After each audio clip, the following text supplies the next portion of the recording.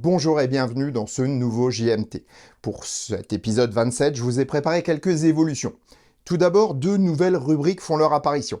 La saga des startups et dernières minutes. Vu que le JMT ne sort que tous les 15 jours désormais, je prépare la plupart des sujets au moment de l'actu. Je peux me permettre de me décaler un peu par rapport à l'actualité brûlante, car le JMT est surtout destiné à des analyses, et pas seulement à énoncer les actualités. Toutefois, il arrive que peu de temps avant une publication, des informations importantes soient diffusées, et donc se retrouvent dans cette rubrique. Pour ceux qui attendent une revue du nouveau Tesla Model Y, j'ai décidé de ne pas en faire pour le moment. Je n'ai rien à dire qui n'ait déjà été détaillé par des confrères au moment où j'écris ces lignes. J'attends donc de le voir en réalité et de l'essayer pour me faire une opinion que je puisse vous partager en apportant quelque chose de plus qui n'ait pas été déjà dit. Ceci dit, allons voir ce que cette dernière quinzaine nous a réservé. Bon journal!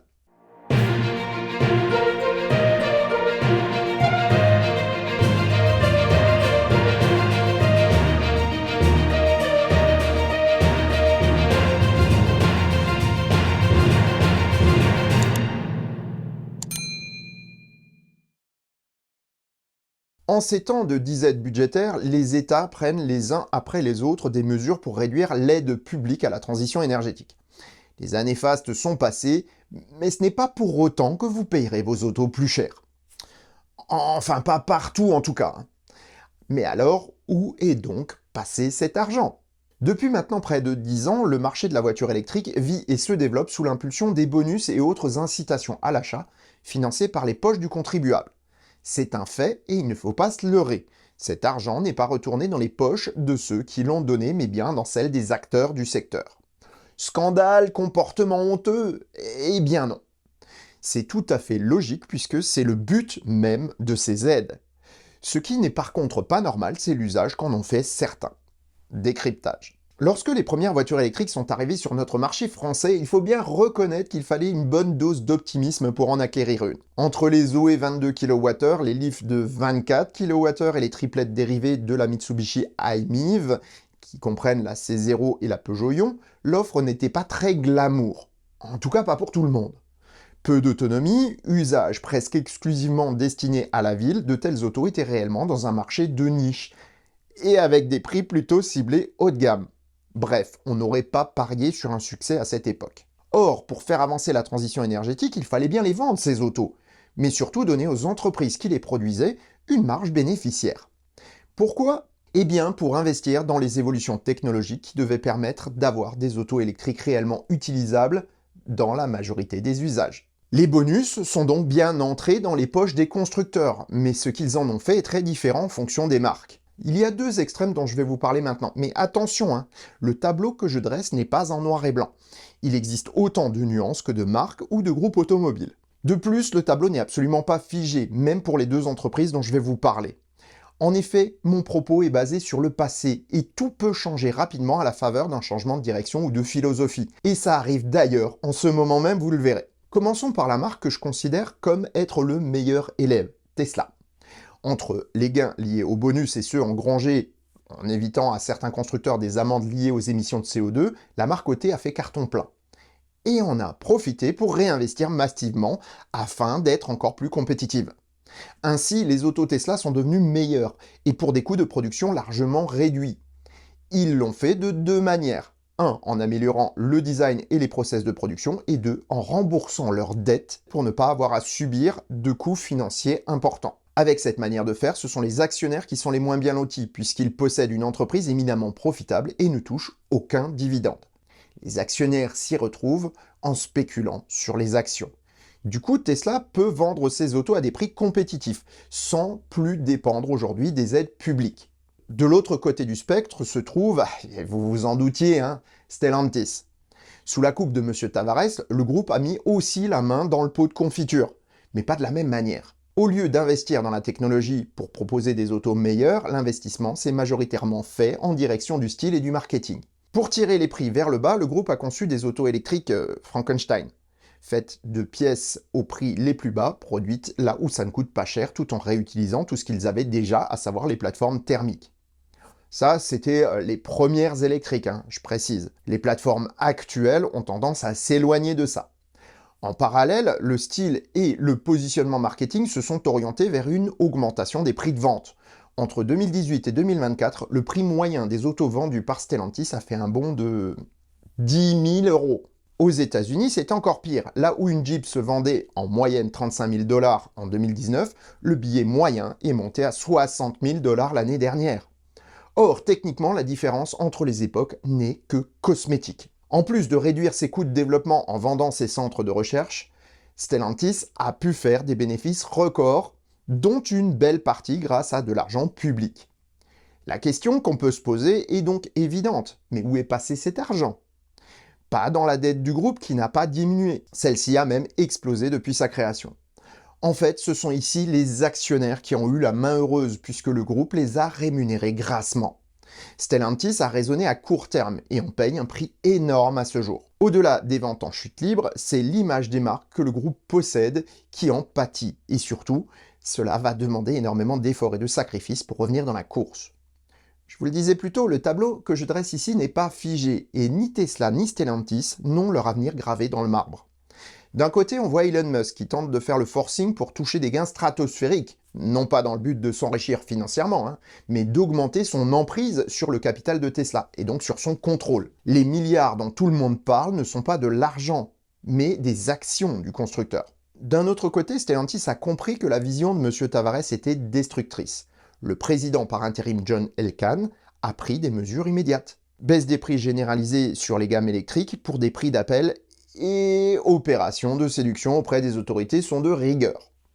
En parallèle, il réoriente les capacités financières de l'entreprise en faveur du service client, de la qualité et de l'innovation technologique pour donner une chance à son entreprise de sortir de l'ornière. On le voit bien, ces prochains mois, ce seront probablement de gros changements qu'on verra un peu partout dans l'industrie automobile. Et sincèrement, ce sera passionnant à suivre. Comme je vous le disais plus tôt, les temps changent chez Stellantis, mais ce ne sera pas immédiat. Avec la présentation de la nouvelle DS numéro 8, voit-on déjà un frémissement ? Eh bien, c'est possible. Voyons cela en détail. Commençons par le point fort de cette auto, le design. Qu'on aime ou qu'on n'aime pas, la DS numéro 8 est plutôt unique, et ce n'est pas un mal en ces temps d'uniformisation des dessins automobiles. Certes un peu chargée en fioritures inutiles, cette DS a un goût d'histoire par un assemblage de formes qu'on n'avait plus l'habitude de voir. Sous certains angles, c'est une Peugeot, sous d'autres, c'est une Citroën. Lignes droites et courbes s'associent finalement en un tout plutôt réussi, je trouve. À l'intérieur, c'est la même chose.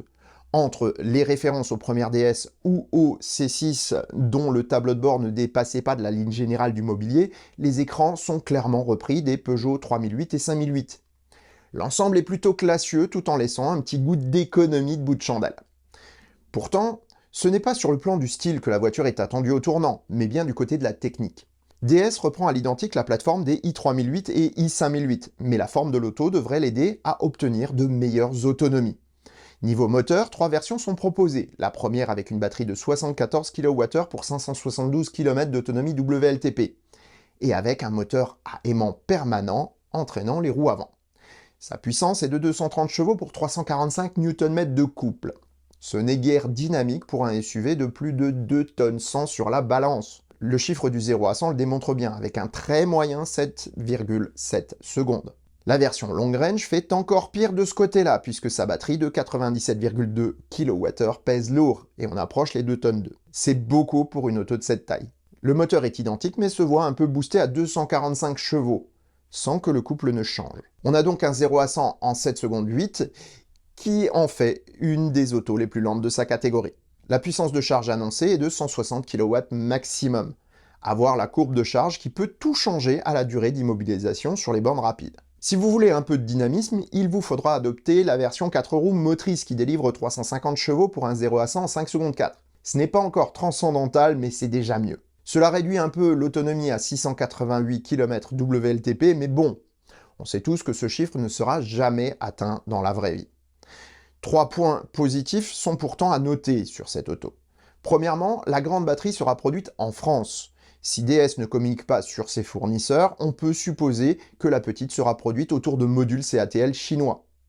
Deuxièmement, la DS numéro 8 adopte le préconditionnement de la batterie pour améliorer la puissance de charge. Le tout avec une batterie plate, gage d'une moins forte dégradation que les i208 et dérivés. Enfin, la recharge en courant alternatif a été soignée avec 11 kW en standard et 22 kW en option. Voilà qui ravira ceux qui n'ont pas de borne à la maison. Niveau équipement, la version de base Palace est plutôt bien dotée. Sa finition tissu reste flatteuse, tout comme l'intérieur qui ne fait pas de chip. En revanche, pour bénéficier de certains équipements essentiels, il faudra passer par la case Options. Le pack Tech pour disposer des aides à la conduite élémentaires comme le suivi de voie ou le pack Confort pour le haillon électrique sont des choix évidents, mais pas vraiment bon marché. On en reparle d'ailleurs un peu plus loin.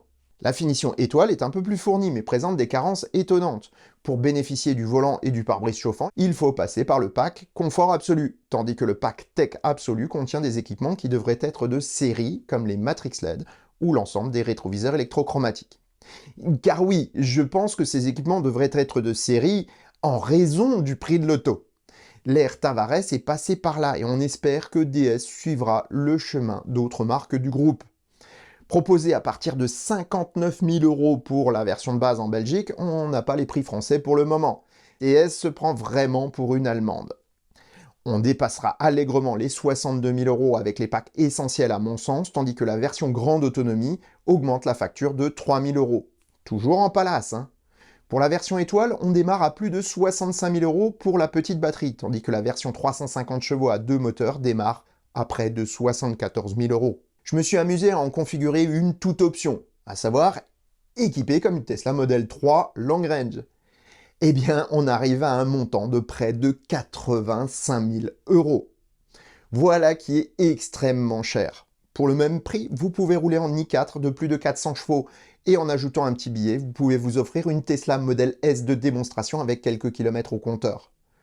Si vous voulez rester dans les SUV, vous trouverez pléthore de modèles à des tarifs bien plus intéressants, ou alors une Model Y Performance neuve à 30 000 € de moins. Pour conclure, cette DS numéro 8 a fière allure et elle n'aurait besoin que de peu de choses pour devenir réellement intéressante. Un moteur plus puissant placé sur les roues arrière et un prix plus raisonnable sont les premières choses qui viennent à l'esprit. Mais je pense qu'on trouvera d'autres petites choses à améliorer à l'usage si elle utilise les mêmes systèmes informatiques que les SUV électriques Peugeot. Il n'y a rien d'irrémédiable et clairement Stellantis tient quelque chose d'intéressant. Mais Stellantis va devoir rapidement revoir sa copie s'il ne veut pas voir la DS numéro 8 faire un flop monumental. Pour ce troisième sujet, nous allons parler start-up. Dans cette rubrique, qui reviendra régulièrement, je reprends le nom des premières émissions du Choucroute Garage il y a maintenant près de 6 ans. D'où le suite un peu vintage et un peu croûté du jour. La start-up dont nous allons parler aujourd'hui voit sa saga se terminer de la pire des façons, par une mise en faillite et une liquidation, alors même que son histoire avait plutôt bien commencé. Canoo, c'est avant tout un concept, avant d'être un véhicule. Tout commence en 2017 lorsque deux cadres de Faraday Future décident de créer leur propre entreprise. Stefan Krause est un financier, ancien de la Deutsche Bank, et Ulrich Kranz, un ingénieur issu de BMW. Ils créent eVelocity, une start-up conçue autour de l'idée que l'automobile devrait être conçue comme un service et non comme un produit. En créant une flotte d'autos qui serait mise à disposition des clients par un service d'abonnement, ils pensaient pouvoir générer des revenus tout au long de la vie des autos. Avec cette idée en tête, ils définissent un type de véhicule. Sorte de SUV navette à 7 places, l'auto doit permettre de répondre à des usages multiples. En 2019, le nom change en Canoo et l'auto est présentée. Si elle surprend par son aspect lisse et rebondi, il y a aussi de quoi étonner à l'intérieur. Avec une direction électrique sans liaison mécanique et une banquette arrière en L, c'est toute la gestion de l'espace qui change. L'autre caractéristique surprenante vient d'une vitre placée sous le pare-brise qui donne une visibilité incroyable aux conducteurs et aux passagers avant. Seulement voilà, en dehors de ces effets de style, l'auto n'est pas vraiment révolutionnaire. Il lui faut un moteur et une batterie, et ça, elle n'en a pas. Grâce à la confiance de gros investisseurs, Canoo parvient à se rapprocher de Hyundai Kia, au point de signer un partenariat pour le développement commun de la plateforme technique. Et le tout avec un billet de 87 millions de dollars à la clé sur 5 ans. Pourtant, au sein de Canoo, la vie n'est pas un long fleuve tranquille. L'entreprise est en effet un peu spéciale dans son organisation.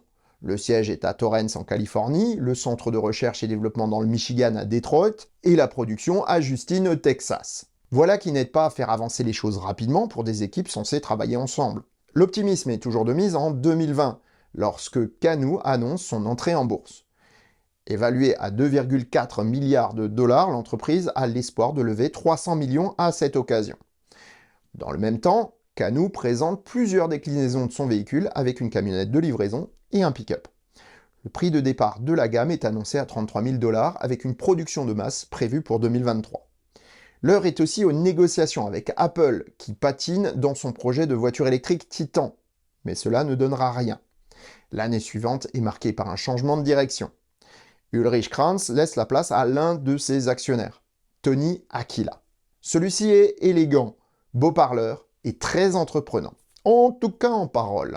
Il annonce une nouvelle usine en Oklahoma avec le soutien financier des autorités locales, mais aussi en Europe avec la signature d'un accord de production avec VDL Nedcar qui produisait alors des BMW et des Mini. Du coup, l'entreprise se sent pousser des ailes alors qu'aucune auto n'est encore sortie des chaînes. Le concept d'abonnement est abandonné au profit d'un système de vente classique. De son côté, Aquila mène grand train de vie et achète même un jet privé pour optimiser les recherches d'investisseurs. J'avais vu un reportage sur Canoo il y a quelques années et j'avoue que ce monsieur m'avait allumé toutes mes alertes à bullshit. En 2021, les premières mauvaises nouvelles commencent à tomber. Canoo est lâché par Hyundai Kia, puis par VDL Nedcar. Et en fin d'année, un nouveau siège social et une usine sont annoncés en Arkansas, à Bentonville, avec un prêt d'argent public de 17,7 millions à la clé. Bref, Canoo brûle énormément d'argent qui ne lui appartient pas. 2022 sera la première année de la descente aux enfers et l'entreprise se voit rapidement à court de fonds tandis que quelques prototypes sont mis en circulation. Tony Aquila ne s'en fait pourtant pas car il compte bien se refaire grâce au système judiciaire américain. Il attaque l'IPAC Team, l'un des actionnaires originels, pour revente déloyale d'actions de l'entreprise. Il s'attaque également à des anciens cadres qui auraient volé des secrets commerciaux au profit d'un concurrent. Ces procédures n'iront jamais au bout et ne rapporteront jamais rien. En avril 2023, Canoo annonce un gros contrat avec le département de la défense américain et l'achat d'une usine en Oklahoma dont je parlais plus tôt. Canoo livre 22 véhicules sur l'année, dont 3 à la NASA pour le programme Artemis. 2024 démarre avec un espoir issu d'une autre start-up de l'autre côté de l'Atlantique. Arrival est en faillite, mais les procédés de fabrication de l'entreprise intéressent Canoo. Ils ont donc racheté les actifs de l'entreprise. Pourtant, l'année ne se passe pas bien et Canoo se relocalise encore en centralisant toutes ses opérations à Los Angeles en Californie. Les employés dans l'Oklahoma sont licenciés, tandis que Canoo est à la recherche de fonds d'urgence en fin 2024. Il n'aura fallu que 17 jours en 2025 pour que Canoo ne dépose un dossier de faillite avec liquidation immédiate. Il restait moins de 50 000 dollars sur le compte de l'entreprise et la valeur de ses actifs n'est guère plus enviable. Au final, Canoo est parti d'une bonne idée, mais a oublié que disperser ses efforts en multiples projets et changements d'orientation empêche de se focaliser sur le succès. Surtout si la start-up tombe entre les mains d'une personne peu scrupuleuse. S'il est bien un constructeur britannique qui évoque le luxe et le confort, c'est bien Rolls-Royce. Cette année, c'est leur modèle électrique Spectre qui s'est le plus vendu en Europe. Étonnant? En fait, pas vraiment.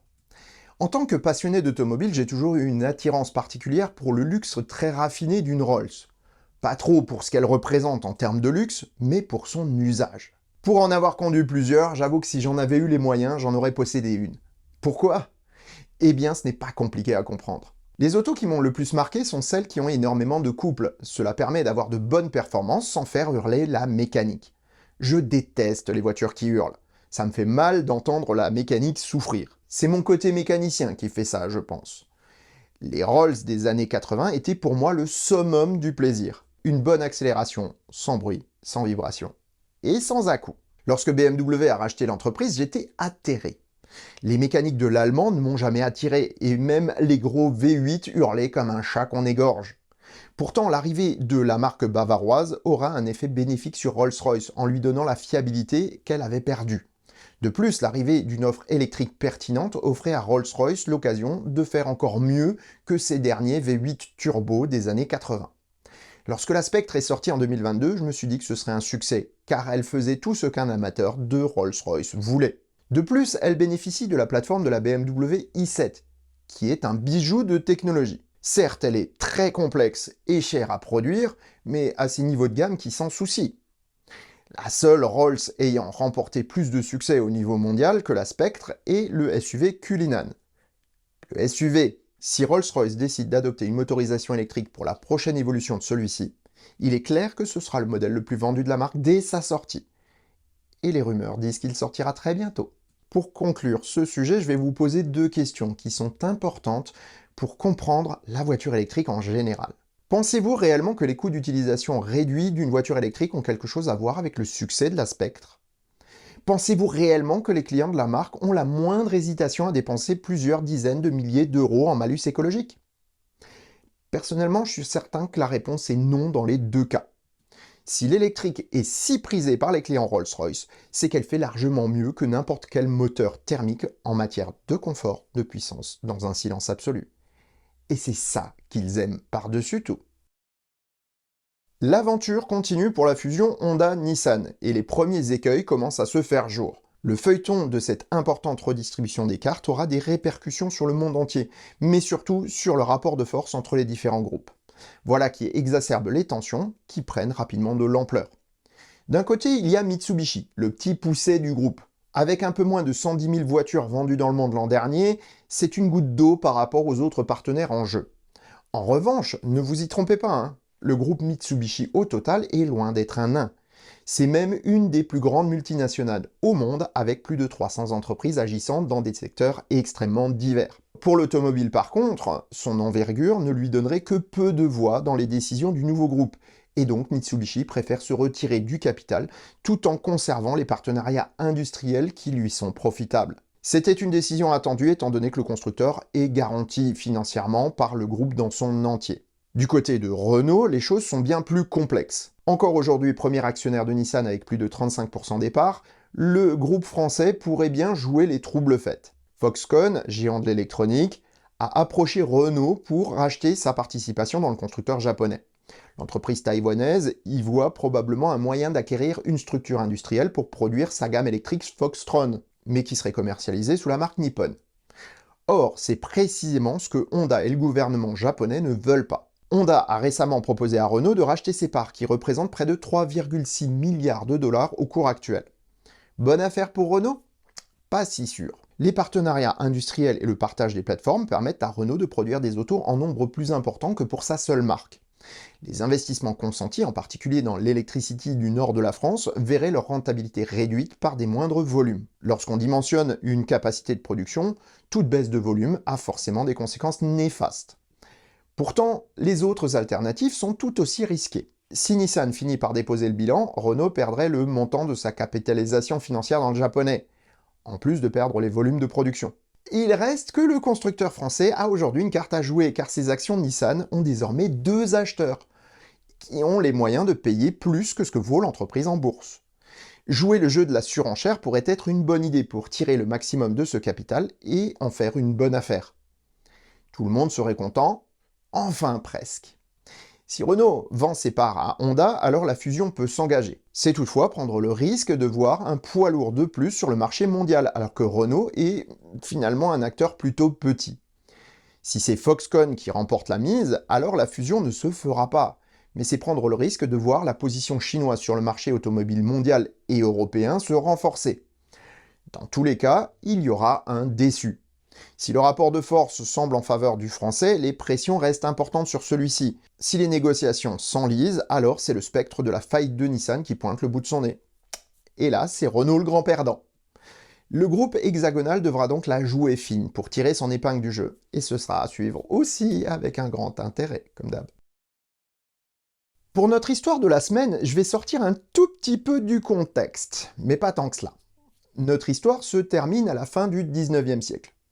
Eh oui, je commence par la fin. Donc à l'aube de 1900, notre monde industriel est en train de naître. Mais il le fait sur les restes de l'ancien monde, celui qui a été possible par une invention et un animal. Je parle bien sûr de la roue et du cheval. À cette époque, les villes et villages pullulaient littéralement de ces animaux utiles, majestueux, rapides, prestigieux et polluants. Car oui, si aujourd'hui on adule le côté naturel et écologique du cheval, il n'en a pas toujours été ainsi. Dans les premières publicités pour l'automobile, on peut lire tous les arguments des constructeurs. Plus sûr, La voiture ne vous fera pas de ruade, ni de comportement imprévisible. Plus propre, pas d'odeur d'excréments ni d'urine. Plus social, faites un geste pour la salubrité publique. Fini les frais de vétérinaire. La nourriture, même lorsqu'on ne l'utilise pas, les harnais et les selles ruineuses. Etc., etc. Je vous fais pas de dessin. Et pour cause, regardez New York en 1893. Les rues étaient jonchées d'excréments et les odeurs d'urine étaient insupportables. Il existait même un métier de ramasseur de crottes pour débarrasser les villes de ces déchets bien encombrants. Mieux, au début des années 1900, il fallait payer pour faire évacuer les déjections dont les paysans ne voulaient plus, faute à une surabondance de fumier. Au pire moment, New York était entouré de monticules de crottes de plus de 20 mètres de haut. Il faut dire que les 150 000 chevaux présents dans la ville, ça en fait de la crotte. Entre les maladies véhiculées, les odeurs et la saleté, New York commence alors à se vider de ses habitants. Il n'était pas rare de voir de 20 à 30% des logements vacants, surtout aux étages les plus bas. L'automobile a changé cela. Certes, les gaz d'échappement étaient aussi problématiques, mais bien moins que les pollutions de nos amis chevaux. En 1900, le coût d'achat d'une automobile était double du prix d'un cheval, mais le client se rattrapait bien sur les coûts d'utilisation. En 1900, la voiture était peu pratique en dehors des villes, mais bon, les voyageurs avaient le train. En 1900, on vivait à l'aube d'une grande amélioration des conditions de vie. Mais il en était toujours qui fustigeaient le progrès. Et puis ces voix se sont tues petit à petit car l'automobile à grande échelle, c'était mieux que les chevaux à grande échelle. En 2025, rien n'a changé. Ceux qui auraient fustigé la voiture il y a un siècle fustigent la voiture électrique. Et pourtant, elle est plus propre, plus saine pour la santé de tous, et si elle reste chère, se rattrape sur les coûts d'utilisation. On est exactement dans le même cas qu'en 1900, avec les mêmes voix réactionnaires pour fustiger la voiture électrique. En 1900, il n'était pas pratique d'avoir une voiture. Il fallait acheter son essence chez le pharmacien et trouver un garage qui comprenait quelque chose dans ces mécaniques du diable. C'est pareil aujourd'hui. Ou plutôt, c'était pareil en 2013. Comme pour la voiture à essence, c'est le réseau de distribution d'énergie qui en a permis l'essor. Comme la voiture à essence, les premiers modèles étaient perfectibles et peu fiables. Mais regardez ce qu'il en est un siècle plus tard. La voiture électrique, c'est l'avenir, quoi qu'en pensent ceux qui veulent continuer comme avant. Ils peuvent bien crier aussi fort qu'ils veulent sur tous les médias. Leurs voix s'éteindront comme celles des défenseurs du cheval.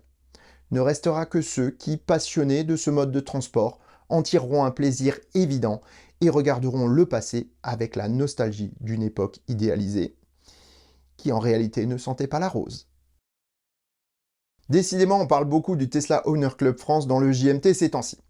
Comme chaque année, le Tesla Owner Day, ou TOD pour les intimes, sera l'occasion de rencontrer les propriétaires de Tesla. Cette année, il aura lieu dans le sud-ouest au parc Walligator d'Agen le 31 mai 2025. Des activités spéciales sont réservées aux participants. Ce sera l'occasion de profiter du soleil du printemps, tout en parlant un peu de Tesla et beaucoup d'autres choses. La billetterie est ouverte, je vous mets le lien en description. Autre rendez-vous à ne pas manquer, le premier live à thème du Choucroute Garage. Il aura lieu le samedi 9 février de 17 à 19h. Enfin, on va essayer de garder l'horaire parce que vu le programme qu'on vous a prévu, ça risque de déborder un peu. Pour ce premier Question Geek, j'accueillerai Eddy Magroun de la chaîne Customizer pour une soirée consacrée à l'IA dans l'automobile, mais aussi à l'IA de manière générale. Bien entendu, nous devrons parler de l'influence d'Elon Musk et de Tesla dans le domaine. La question principale du jour sera: où va Elon Musk avec l'IA? Ne le manquez pas. Pour ce sujet dernière minute, que je me doutais bien qu'il allait arriver, donc j'avais préparé plusieurs intros au journal, eh bien nous allons parler de l'occasion. L'Aver France a en effet publié un rapport sur la durée de revente des autos électriques en occasion. Certains retiendront surtout le chiffre global de 170 jours en moyenne pour revendre une occasion électrique en France, tandis que les thermiques s'échangent en seulement 120 jours. Mais voilà, s'arrêter à ce chiffre est juste démagogique. Le marché de l'occasion est en effet toujours décalé du marché du neuf du passé, et en dépend fortement, mais avec les conditions extérieures du moment, donc à savoir d'aujourd'hui. Le marché occasion est généralement décalé de plus ou moins 3 ans en rapport avec le neuf, lorsqu'il n'y a pas de changement brusque. Par exemple, on voit aujourd'hui une offre abondante en occasion essence arriver, chose que les professionnels attendaient depuis le revirement du public face au diesel il y a quelques années. La voiture électrique, par contre, en est aussi à un point crucial de son existence car les ventes de masse en location ont eu lieu en 2021 et 2022, ce qui fait que les voitures commencent à pointer le bout de leur nez pour celles qui arrivent en fin de contrat de LLD ou de LOA. Toutefois, deux constats sont à noter. Premièrement, les clients électriques ont plus tendance à garder leurs autos en fin de contrat lorsqu'il s'agit d'une LOA. La valeur résiduelle élevée ayant permis d'avoir des loyers bas à cette époque représente une marche importante à franchir aujourd'hui pour remplacer son auto à l'identique. Il peut carrément être plus intéressant de payer un crédit classique pour racheter sa LOA en fin de contrat plutôt que de reprendre une nouvelle LOA sur un modèle équivalent. Selon l'Aver France, les particuliers gardent donc leur auto électrique plus longtemps, ce qui décale le marché de l'occasion un peu plus que pour les thermiques. Autre point important, les autos actuellement en occasion sont majoritairement des fins de contrat LOA ou LLD avec des prix au-dessus du marché. Le nombre de voitures augmente et logiquement ça fait baisser les prix de marché, mais les réseaux de concessionnaires rechignent à perdre de l'argent et donc à baisser les prix, et on les comprend. Autre point qui a son importance, la région de revente. Le marché électrique est largement plus hétérogène que celui des thermiques en raison des infrastructures de recharge. Si une VE se revend très vite dans les grandes villes ou dans les régions largement pourvues de réseaux de recharge comme Paris, elles sont boudées dans les régions moins favorisées comme la Corse. En fait, le marché de l'occasion suit celui du neuf sur ce point. Enfin, il y a un autre facteur à prendre en compte, la qualité des autos mises en vente. En effet, comme pour dans la voiture thermique, il y a de bonnes et de mauvaises voitures électriques. Le classement des ventes est très représentatif de cette situation. La reine de la revente est la Mégane E-Tech, suivie de près par la Tesla Model 3 et la Mini Cooper SE. Ces trois autos ont chacune des qualités qui la rendent plus désirable que les autres. La Mégane est française, mais aussi d'un gabarit contenu. Elle correspond parfaitement aux besoins d'une majorité des utilisateurs et son prix en occasion la rend plus abordable qu'en neuf. La Tesla Model 3 est la plus désirable aussi car elle est objectivement la meilleure offre en familial du marché. Pour les rageux, attendez avant de martyriser votre clavier, on en reparle en long, en large et en travers la semaine prochaine dans un épisode dédié à la Model 3 en occasion. Abonnez-vous si vous ne voulez pas le manquer. Je dis ça, je dis rien. Reste la Mini qui n'est ni très bonne du point de vue électrique, ni bon marché. En revanche, elle a du style et bénéficie d'un effet mode parfaitement maîtrisé par la marque. Elle se revend donc très bien. Si on regarde les 7 autres voitures présentes dans le panel des meilleures VE, on n'y retrouve que des autos soit françaises comme la Zoé ou la i208, soit bien nées comme le Kia Niro, soit à la mode comme la Fiat 500e. À une exception près. Ou voire deux. La Dacia Spring est en effet un ovni, mais c'est essentiellement dû à son prix raisonnable, tout comme dans une certaine mesure la Twingo. Ni l'une ni l'autre ne sont réellement françaises, mais elles sont abordables. Au rayon des ratages, Stellantis démontre que faire du luxe avec du low cost ne marche pas. La DS3 se retrouve handicapée par une plateforme mal fichue et une image de marque qui ne fonctionne pas auprès du public. La e-Corsa, aussi basée sur la même plateforme, se retrouve également en fin de classement en raison de sa trop grande connotation low cost et n'aura pas l'aura française d'une i208 qui est pourtant exactement la même auto en dessous. Enfin, l'Audi e-tron se vend très mal, mais c'est essentiellement en raison de son prix. La politique de valeur de revente élevée atteint ici ses limites et il faudra encore quelques années pour que la clientèle traditionnelle de la marque en occasion soit en mesure d'en acheter une plutôt qu'une Assist TDI de 8 à 10 ans. D'ailleurs, l'âge moyen des thermiques proposés en occasion est de 14 ans, contre 4 pour les VE. Il est donc normal que des autos plus jeunes et plus chères aient moins de clientèle qu'une offre aussi diverse que celle des thermiques. Au final, avec un marché encore réduit et beaucoup d'interrogations sur l'avenir des électriques orchestrées par le lobby du pétrole, le marché de l'occasion suit celui du neuf bien ballotté en ce moment. L'avenir probable pour les prochaines années sera sombre pour les professionnels des véhicules neufs, car si l'électrique a encore du mal à s'imposer, les thermiques ont de plus en plus de casseroles à traîner. Entre les scandales d'obsolescence programmée, les coûts de fabrication qui s'envolent, tout comme celui des matériaux, et un coût de l'énergie qui fluctue fortement, la voiture thermique retrouve un attrait temporaire à l'utilisation. Uniquement à l'utilisation, et ce, seulement pour les autos les moins chères. Acheter une thermique neuve devient plus cher et les ventes s'écroulent, entraînant une baisse des marges qui sont fortement corrélées au volume de production. Pour les VE, on est dans une logique identique, mais avec des volumes qui augmentent. Et donc, si elles sont impactées aussi par des baisses des ventes pour les constructeurs traditionnels, elles ont de meilleures perspectives d'avenir en neuf avec les startups. Et du coup, aussi en occasion. En tout cas, ce sera à suivre avec attention dans les prochaines années. Voilà, ce journal touche à sa fin, merci de l'avoir suivi jusqu'au bout. Si vous l'avez aimé, vous pouvez aller voir d'autres vidéos du Choucroute Garage et vous abonner si vous ne voulez pas manquer les suivants. Sur ces bonnes paroles, je vous souhaite bonne route et vous dis à bientôt pour un prochain épisode du Choucroute Garage. Portez-vous bien. Ciao.